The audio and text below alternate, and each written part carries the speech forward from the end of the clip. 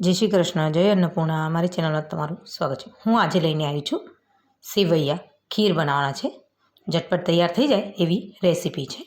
તો આપણે એક કઢાઈ મૂકી દઈશું અને ગેસને ચાલુ કરી દઈએ. આપણે એક ચમચી આપણે ઘી ઉમેરવાના છે. આમાં ઘીનો વધારે જરૂર નથી પડતી આપણે, એટલે મેં એક ચમચી ઘી ઉમેરીશું.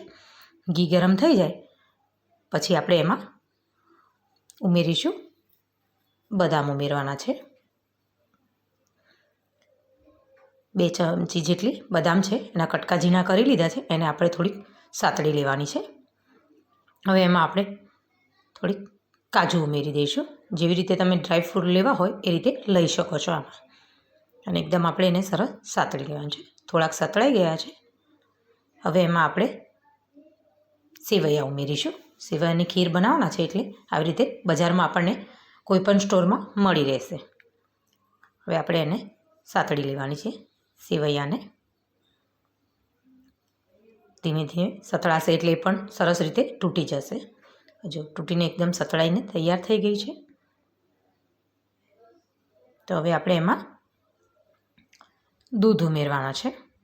જો સરસ સતળાઈ ગઈ છે તો હવે આપણે 500 ગ્રામ જેટલું મેં અહીંયા 500 ગ્રામ દૂધ લીધું છે એ ઉમેરી દઈશું.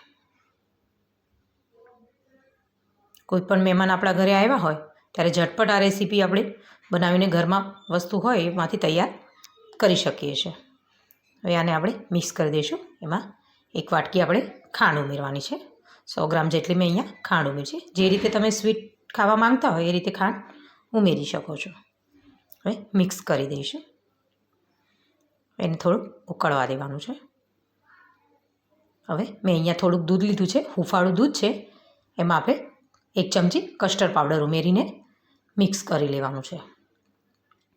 સરસ રીતે મિક્સ થઈ જાય ત્યાં સુધી એને લમ્સ ન રહેવા જોઈએ. હવે મિક્સ થઈ ગયું છે, એને આપણે ખીરમાં ઉમેરી દેવાનું છે. હવે આપણે મિક્સ કરશું. સરસ રીતે મિક્સ થઈ જાય ત્યાં સુધી આપણે થવા દઈશું. એને ઘટ થવા દેવાની છે.